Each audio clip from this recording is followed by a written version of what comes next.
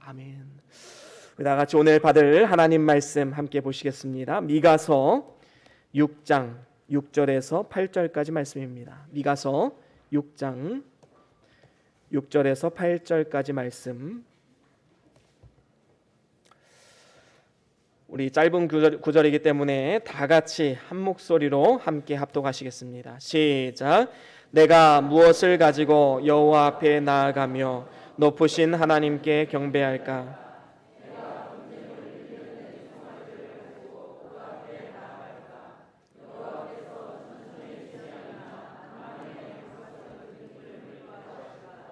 내 허물을 위하여 내 맏아들을, 내 영혼의 죄를 인하여 내 몸의 열매를 드릴까?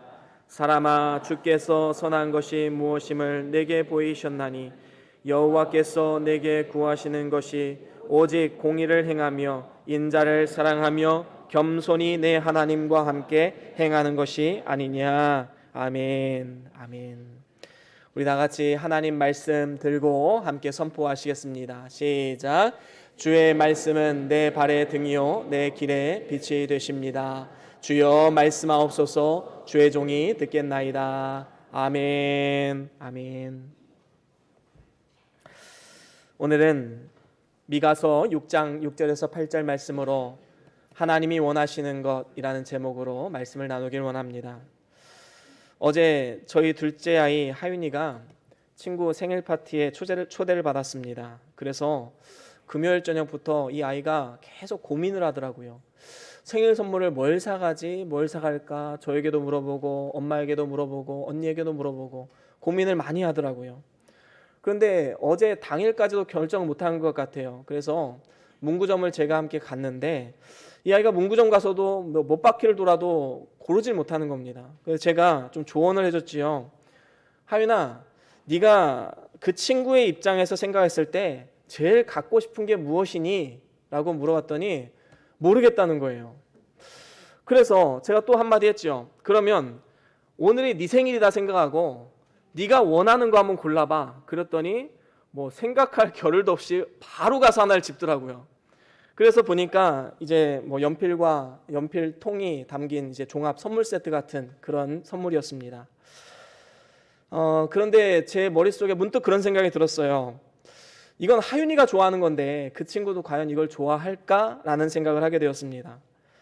고르지 못해서 결국에는 하윤이가 좋아하는 것을 골랐지만 사실 그 친구도 이 선물을 좋아할까 하는 그러한 생각이 들게 되었던 것이지요. 사실 선물이란 것은 무엇인가요? 상대방이 좋아하는 것, 상대방이 원하는 것을 하는 게 가장 좋은 선물이지요. 여러분, 꽃을 받으면요, 어떤 사람은 이거 돈 아깝게 왜 사왔어? 이렇게 말하는 사람이 있습니다. 그런 사람에게 꽃을 사다 주는 것은 오히려 하지 않는 게 더 나은 것이지요. 우리가 누군가의 기쁨이 되기를 원한다면 그 사람의 의중을 잘 살피고 그 사람이 무엇을 원하는가 우리는 밝히 깨달아 알아야 되는 것입니다. 그래서 우리의 레이더를 높이 들고 생각해 보아야 되지요. 과연 이 사람이 뭘 좋아할까? 그래도 모르겠으면 주변 사람들에게 물어보기도 하고, 그래도 모르겠으면 당사자에게 직접 물어보는 것도 좋을 것입니다. 그런데 이러한 원리는 하나님께도 마찬가지가 아닐까 생각이 듭니다. 한번 생각해 보십시오. 나는 하나님 앞에 열심을 가지고 뭔가 막 충성을 다해서 했어요. 뭔가 많은 것을 한 것 같은데 그게 하나님의 영광을 위한 것이 아니라 나의 만족과 나의 유익과 나의 성공을 위한 마음으로 그 일을 한 것이라면, 더 나아가서 진정으로 하나님이 원하시는 것을 하지 않았다면 열심히 해놓고도 하지 않은 게 되는 것이지요. 무효가 되는 것입니다. 얼마나 억울한 것입니까? 하나님 앞에 섰는데 나는 네가 한 일을 전혀 모르겠다, 그렇게 얘기하면 내가 열심히 했던 모든 것이 다 허사가 되는 이 상황 가운데 얼마나 허탈해지겠습니까? 우리는 하나님의 의중을 살펴야 됩니다.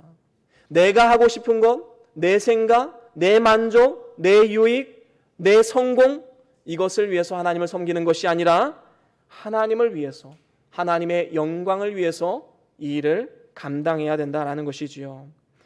오늘 말씀에도 보면 하나님께서 이제 이스라엘 백성들이 범죄하자 선지자를 통해서 책망하셨습니다. 그래서 이 책망을 받은 백성들이 뭐라고 합니까? 근심 중에 나오지요. 내가 하나님을 어떻게 하면 기쁘게 할 수 있을까? 이 고민을 하는 겁니다. 전혀 자신의 삶을 돌아볼 필요가 없고 자신의 삶을 돌아볼 그런 상황도 되지 않으면서 뭐라고 합니까? 어떻게 하면 하나님을 기쁘시게 할 수 있을까? 그러면서 뭐라고 고백합니까? 여러 가지 이야기를 하지요. 그 첫 번째가 바로 1년 된 송아지였습니다. 6절에 보면 이렇게 말씀하고 있지요. 우리 같이 한번 읽어볼까요? 6절 말씀 시작. 내가 무엇을 가지고 여호와 앞에 나아가며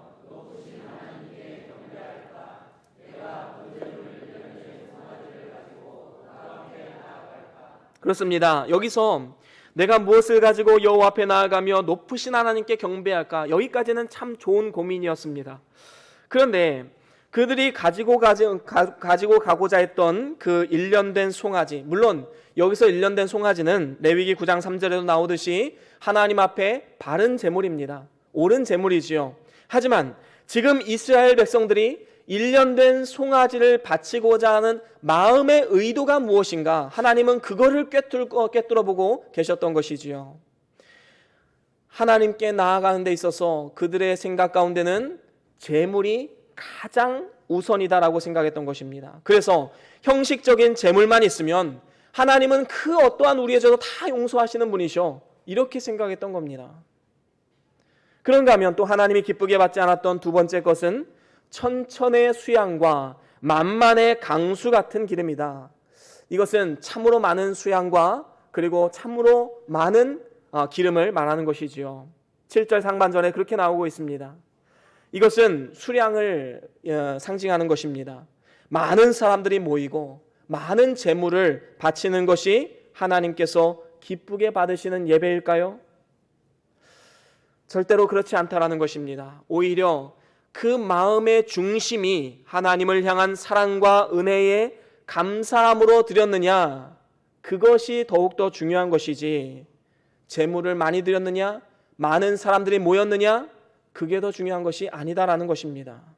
하나님은 과부의 2 렙돈을 더욱더 기뻐하시는 분이십니다. 없는 중에 마음을 다해 하나님 앞에 충성하는 마음으로 드리는 예물을 하나님은 더욱더 기뻐하시는 것이지요.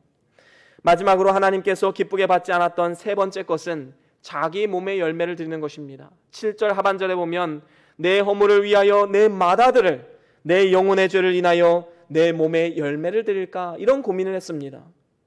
결국 자신의 장자까지 드리겠다는 것이지요. 대단한 헌신입니다. 그래서 이방 우상을 섬기는 자들이 행하는 것처럼 하나님의 백성들도 하나님 앞에 자신의 장자까지 바치는 이러한 일을 자행했던 것입니다. 그들은 이것이 최상의 제물, 최고의 제물, 자기의 모든 것을 다 바쳐 드리는 것이라고 생각했지만 하나님께서는 지금 이러한 제물을 나는 받지 않겠다라고 말씀하고 있는 것입니다. 여기서 하나님이 기뻐하지 않는 제물로서 언급한 이 세 가지, 그것을 생각해 볼 때 이 제물은 점점 더 지금 발전하고 있음을 보게 됩니다. 처음에는 1년 된 송아지, 그 다음으로는 강물 같은 풍부한 기름과 수많은 수양, 그리고 마지막으로는 사람에게 있어서 자기 생명보다 소중한 맏아들까지도 제시되고 있습니다. 이러한 사실은 하나님과의 인격적인 관계가 무엇인지 모르는 상태에서 그저 채울 수 없는 영적인 공허함을 제물로서 채우려는 잘못된 시도를 통해서 하나님을 기쁘게 하지 못했던 것입니다. 이러한 제물들은 애초부터 잘못된 의도와 목적을 가지고 드렸기 때문에 하나님께서 기쁘게 받지 않으신 것입니다. 그들이 하나님을 예배하는 목적이 하나님을 잘 달래서 내가 어떻게든 성공하기 위해서, 그래서 이방 종교에서 드리는 제사와 전혀 다를 바가 없는 이러한 예배를 하나님 앞에 드렸던 것입니다. 그렇습니다. 하나님께서는 드리는 제물보다 드리는 사람이 가지고 있는 마음의 목적, 그리고 진실된 마음을 더욱더 귀하게 생각하시는 것입니다. 하나님께서는 우리가 진정으로 그를 사랑하고 신뢰하는 그분과의 교제 안에서 그와 함께 즐기고 또 교제하기를 원하시는 것입니다. 우리가 하나님을 경배하기를 원하시는 것입니다. 하지만 우리가 만약에 하나님께서 나에게 주실 어떠한 형벌이 두려워서 종교적 의무감으로 인해서 마지못해 억지로나 인색함으로 하나님 앞에 나와 예배하고 경배하는 것은 하나님께서 절대로 기쁘게 받지 않으십니다. 열심히 예배를 드렸음에도 불구하고 하지 않은 것이 되는 것이지요. 형식은 잘 갖춰서 예배를 드리고 있지만 그 예배 안에 가만히 들여다보면 마음에 없는 찬송, 억지로 내는 헌금, 진심이 담기지 않은 기도, 이러한 것들이 있을 수도 있다라는 것입니다. 우리는 이것을 반드시 경계해야만 하는 것이지요. 물론 이 말씀은 하나님 앞에 드리는 예물이 필요 없다라는 것을 말하는 것은 아닙니다. 예배 드리는 것 필요 없다라는 것을 말하는 것이 아닙니다.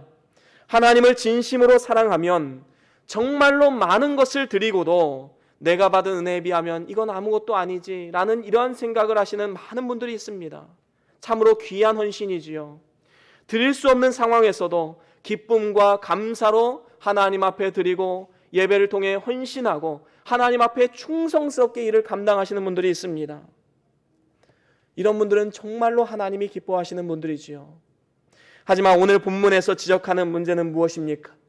진실된 마음, 기쁜 마음으로 드리는 것이 없이 의무감이나 인색함으로 하나님 앞에 나아오는 것, 이것이 바로 문제인 것이지요.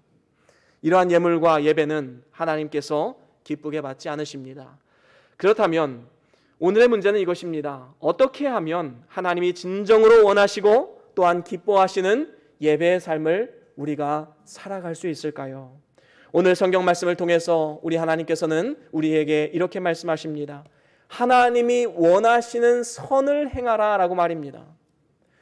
우리의 삶을 돌아보고 하나님이 원하시는 선을 행함이 없이 하나님 앞에 억지로나 인색함으로 나와서 하나님을 예배하거나 예물을 드리는 것, 하나님은 가증히 여기십니다. 우리는 일주일 동안 하나님 앞에 몸을 쳐가며 하나님이 원하시는 선을 이루어가고 이 주님 앞에 나와 예배 드리는 이 모습, 이러한 삶을 통해서 하나님은 영광을 받으시고 하나님의 기쁨이 되는 예배로 올려드릴 수 있게 되는 것입니다. 여러분들이 진정으로 거룩한 산 제물로서 나 자신이 하나님 앞에 드려지길 원한다면 우리는 오늘 말씀을 통해서 주시는 말씀, 하나님이 원하시는 선을 행하는 삶을 살아가야 마땅한 것입니다. 그렇다면 하나님이 진정으로 원하시는 선이 무엇인가? 오늘 말씀을 통해서 세 가지로 함께 나누기를 원합니다. 첫 번째로는 공의를 행해야 되는 것입니다. 8절 상반절에 보면 이렇게 말씀하지요. 사람아, 주께서 선한 것이 무엇임을 내게 보이셨나니 여호와께서 내게 구하시는 것이 오직 공의를 행하며 라고 말씀하고 있습니다. 오직 공의를 행함은 어떤 이익을 생각하지 말고 옳고 바르게 행함을 말하는 것입니다. 하나님께서는 우리의 죄를 그냥 아무 이유 없이 사하신 것이 아니지요.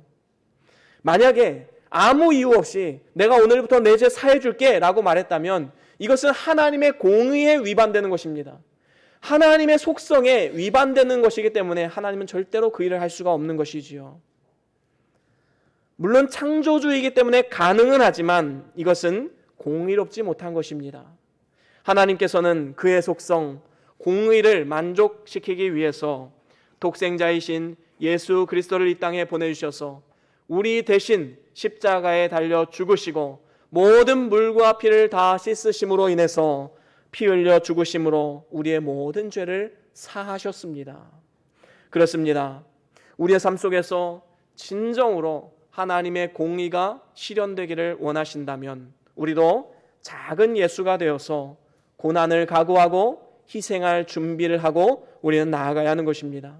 때로는 진리를 위해서 고난을 받을 수도 있고 때로는 복음 전파하다가 박해를 받을 수도 있는 것입니다. 조롱과 핍박을 받을 수도 있는 것입니다.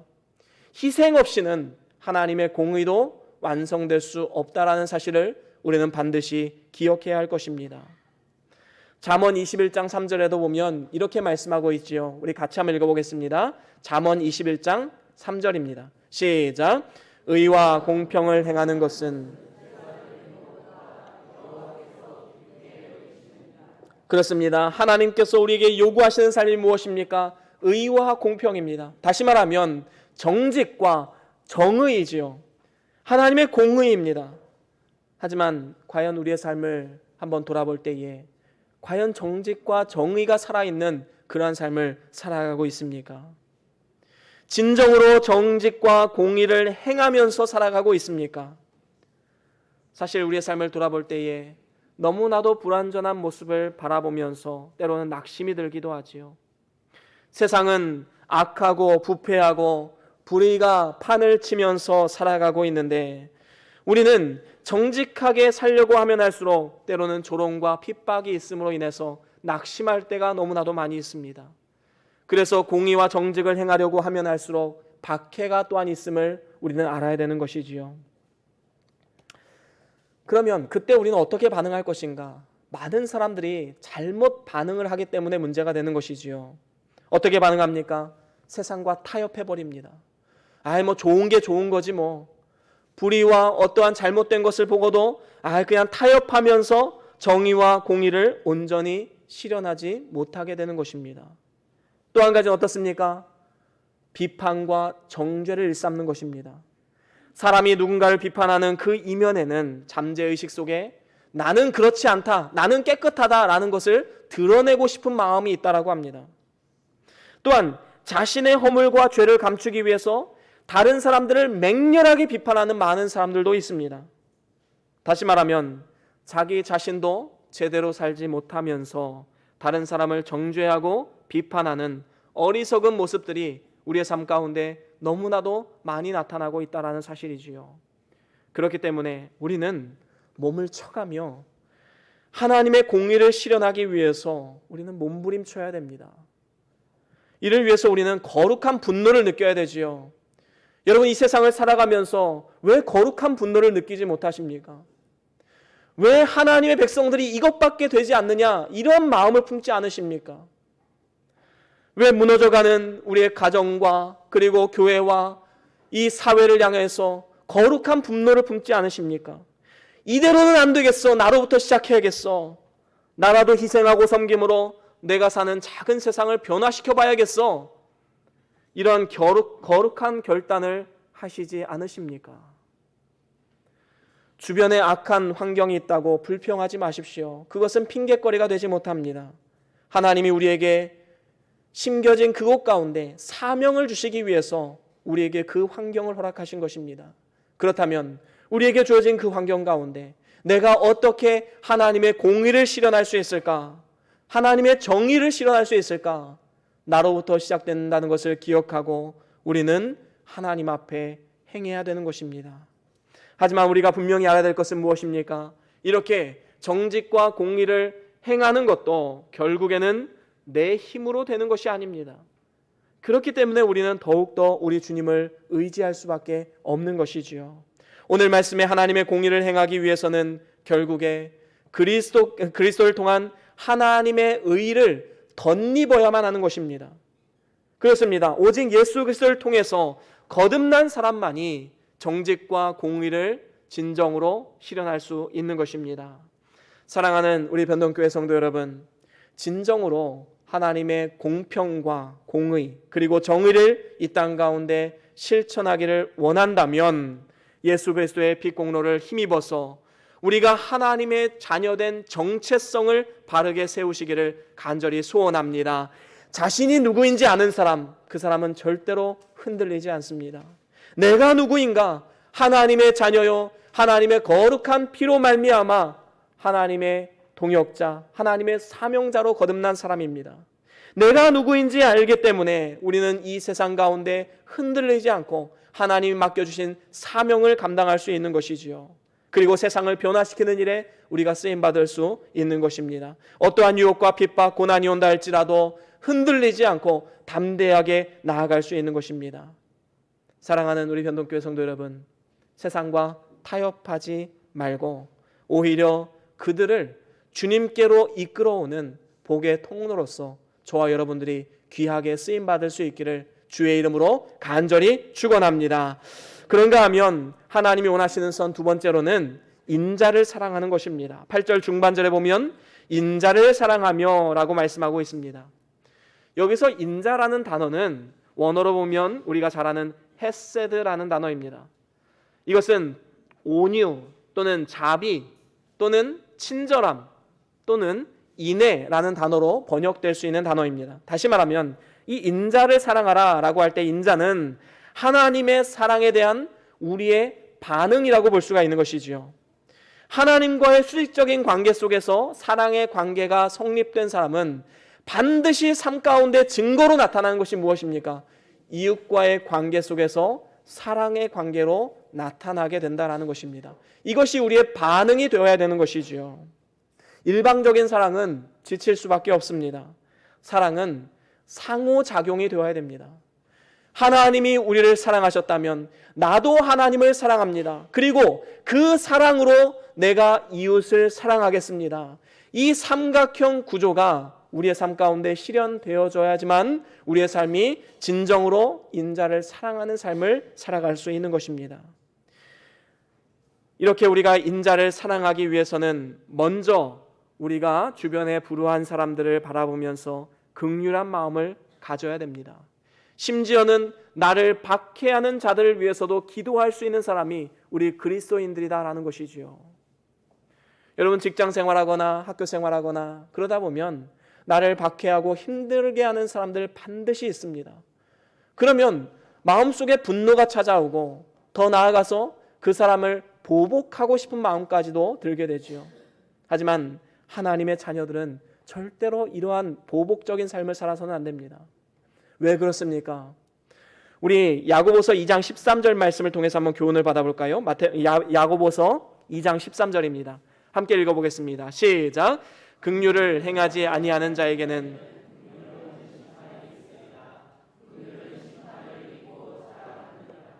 그렇습니다. 분명히 말씀하지요. 긍휼을 행하지 아니하는 자에게는 긍휼 없는 심판이 있으리라. 여러분 우리가 하나님 앞에 정죄함을 받지 않기 위해서는 우리는 다른 사람들을 정죄하거나 비판하는 것이 아니라 오히려 원수라 할지라도 그를 위해서 기도해주고 그를 축복해 줄 수 있는 넉넉한 아량을 가질 필요가 있는 것입니다.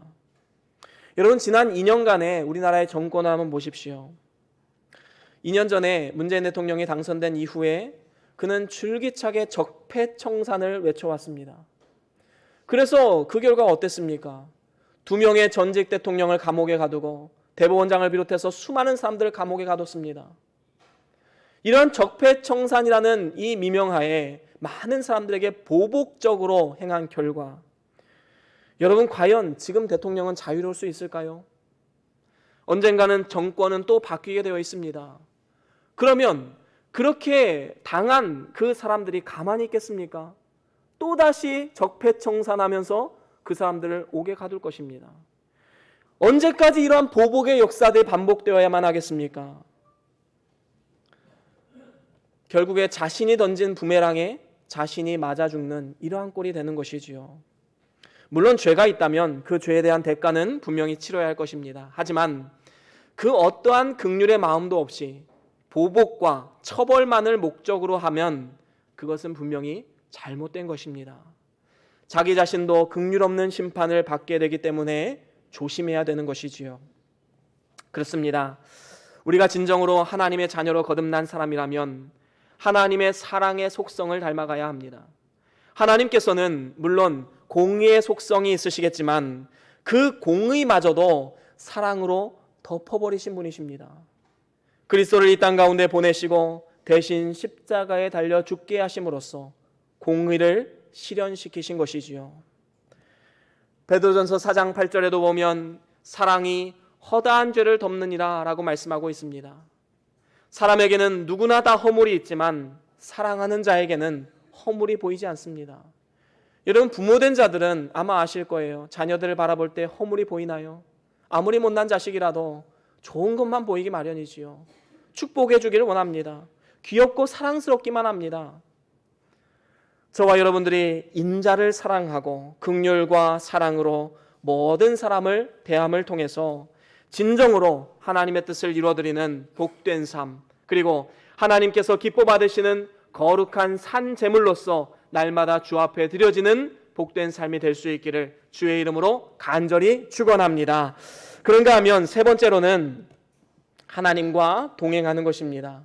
하나님이 정말로 원하시는 것은 하나님이 우리와 함께 하시면서 함께 동행하기를 원하신다라는 것입니다. 8절 하반절에 보면 이렇게 말씀하고 있지요. 겸손히 내 하나님과 함께 행하는 것이 아니냐라고 말씀하고 있습니다. 우리가 이전에 살펴본 공의를 행하고 인자를 사랑하는 것은 사람과의 관계 속에서 우리가 어떻게 하나님이 원하시는 선을 이룰 것인가에 관한 것이라면, 세 번째로 하나님과 동행하라라는 것은 하나님과의 관계를 바로하기 위함인 것입니다. 구약시대에 에녹이란 사람이 있었지요. 이 에녹은 300년 동안 하나님과 동행했다라고 말하고 있습니다. 그리고 죽음을 보지 않고 하늘로 올라갔다라고 기록하고 있지요. 얼마나 복된 삶입니까? 하나님과 일평생 동행하다가 죽음을 보지 않고 하나님 나라로 올라간 이 에녹. 우리도 이 에녹과 같이 하나님과 동행하는 삶을 살아가야 할 것입니다. 정말로 누군가를 사랑하면 그 사람과 함께 하고 싶지요. 그래서 결혼하는 것 아니겠습니까? 한번 생각해 보십시오. 하루 24시간을 하나님과 동행한다고 한번 생각해 보십시오. 상상해 보십시오. 하나님을 의식하고 하나님 안에서 기뻐하고 감사하는 그러한 삶, 정말로 우리가 꿈꾸는 삶 아니겠습니까? 그렇다면 우리가 어떻게 하면 하나님과 동행하는 삶을 살아갈 수 있는가? 먼저는 우리는 겸손한 마음을 가지고 하나님 앞에 나아가야 됩니다. 이사야 57장 15절에 보면 이렇게 말씀하지요. 우리 같이 한번 읽어보겠습니다. 이사야 57장 15절입니다. 시작. 지존무상하며 영원히 거하며 거룩하다 이름하는 자가 이같이 말씀하시되,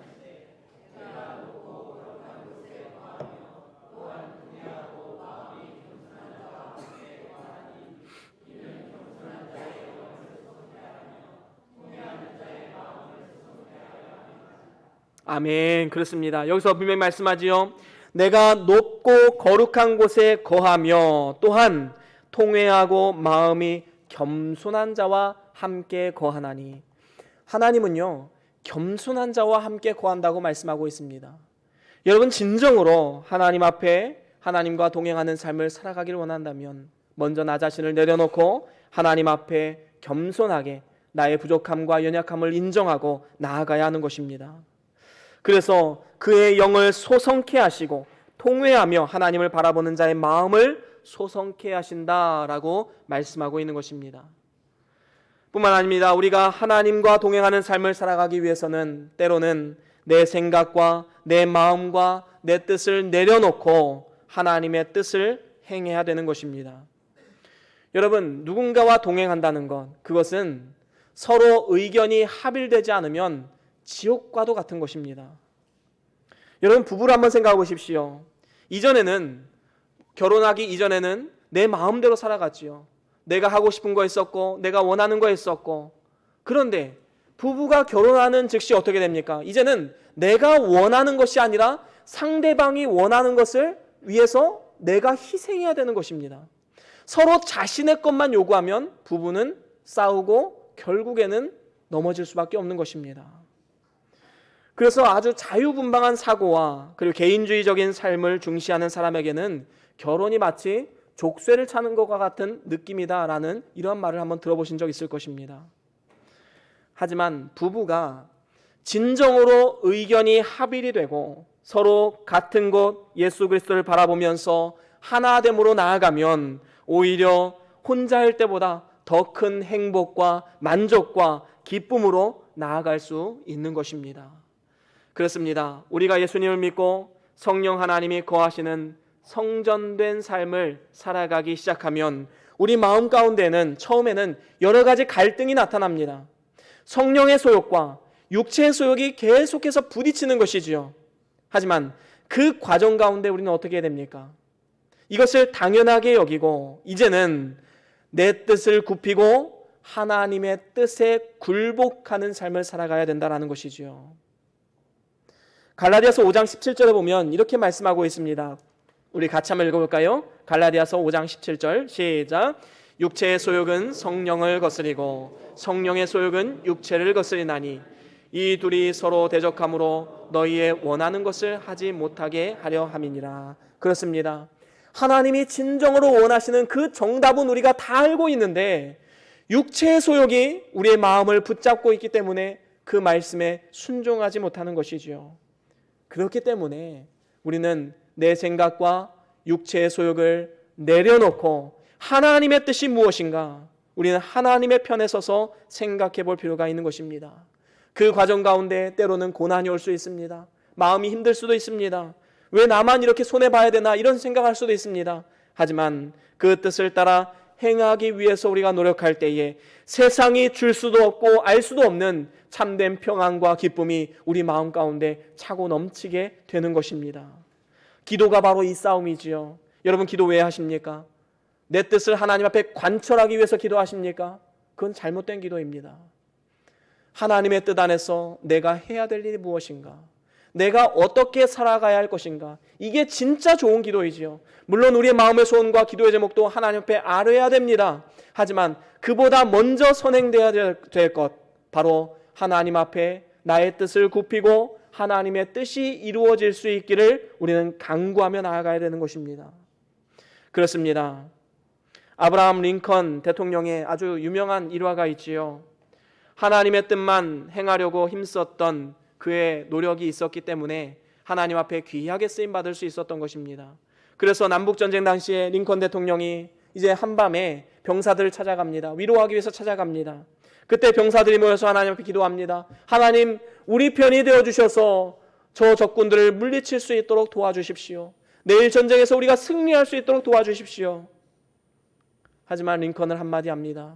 그렇게 기도하지 말고 하나님이 내 편이 되기를 기도하지 말고 내가 하나님 편이 되기를 내가 하나님이 나의 편이 되기를 기도하지 말고 뭐죠? 헷갈리네요. 내가 하나님의 편이 되기를 기도하라. 다시 말하면 무엇입니까? 우리가 하나님의 편이 되기를 기도해야지 하나님이 내 편 되게 해주십시오 이렇게 기도하는 것은 잘못된 기도다라는 것입니다. 여러분은 과연 하나님의 편에 서서 기도하는 사람입니까? 아니면 하나님의 뜻을 내 뜻에 관철하기 위해서 노력하면서 기도하는 사람입니까? 우리는 분명히 우리의 삶을 돌아볼 필요가 있는 것입니다. 그렇습니다. 어느 공동체든지 그것이 가정이 되었든 교회가 되었든 일터가 되었든 다른 사람들에게 나의 뜻을 맞춰달라고 말하면 그 공동체는 지옥과도 같은 공동체가 될 것입니다. 서로 자기 뜻만 주장하면 그렇게 되는 것이지요. 하지만 어떠한 공동체든지 서로 희생하고 내 뜻을 굽히고 더 나아가서 하나님의 뜻을 찾는 공동체라면 이 땅에서도 천국과 같은 공동체를 만들어갈 수 있는 것입니다. 그렇습니다. 우리는 하나님의 뜻을 내 뜻에 맞추는 것이 아니라 내 뜻을 하나님의 뜻에 맞추는 이러한 삶을 살아가야 마땅한 것입니다. 이제 말씀을 마무리합니다. 혹시 나의 만족과 유익과 성공을 위해서 예배를 드리고 헌금을 하고 섬김을 감당하면서 나는 하나님을 위해 살고 있다라고 착각하면서 살아가고 있는 사람은 없으십니까? 하나님께서는 이러한 사람들의 예배를 기쁘게 받지 않으십니다. 우리는 하나님의 의중을 살펴야 합니다. 하나님이 진정으로 우리에게 요구하시는 것이 무엇인가? 하나님은 우리에게 선을 행할 것을 요구하십니다. 그 선은 세 가지로 나타났지요. 우리 첫 번째는 무엇이었지요? 그렇습니다. 공의를 행하는 것입니다. 이 세상 속에서 거룩한 분노를 품고 세상을 변화시키기 위해서 공의를 실천하는 것, 이것이 바로 하나님 앞에 우리가 선을 행하는 첫 번째 방법입니다. 두 번째는 무엇이지요? 인자를 사랑하는 것입니다. 긍휼과 사랑의 마음으로 이웃들에게 다가가십시오. 그 사람들에게 가장 좋은 것, 복음을 증거하십시오. 그들을 주님께로 이끌어오는 것, 바로 이것이 바로 인자를 사랑하는 가장 좋은 방법인 것입니다. 세 번째는 무엇이지요? 그렇습니다. 하나님과 동행하는 것입니다. 24시간 하나님과 동행하는 삶을 꿈꾸십시오. 이를 위해서 겸손하게 내 생각과 뜻을 내려놓고 하나님을 의식하고 하나님의 뜻을 바라봐야 하는 것입니다. 사랑하는 우리 변동교회 성도 여러분, 저와 여러분들이 하나님이 원하시는 이 세 가지 삶 가운데 실천하고 행함으로 인해서 먼저는 우리 모두가 하나님의 기쁨이 되는 삶을 살아가시고 이 세상 가운데 하나님의 영광을 선포하고 많은 사람들을 선한 길, 주님의 길로 이끄는 축복의 도구로서 귀하게 쓰임받는 우리 모두의 삶이 될 수 있기를 주의 이름으로 간절히 축원합니다. 우리 다 같이 오늘 받은 말씀 기억하시면서 우리 잠깐 동안 묵상하시면서 기도하겠습니다. 어떠한 하나님의 결단을 우리가 느끼셨습니까? 어떠한 하나님에 대한 소망을 가지셨습니까? 이 시간 하나님의 음성입니다. 그 말씀 붙잡고 우리 다 같이 잠깐 동안 기도하십니다. 주여.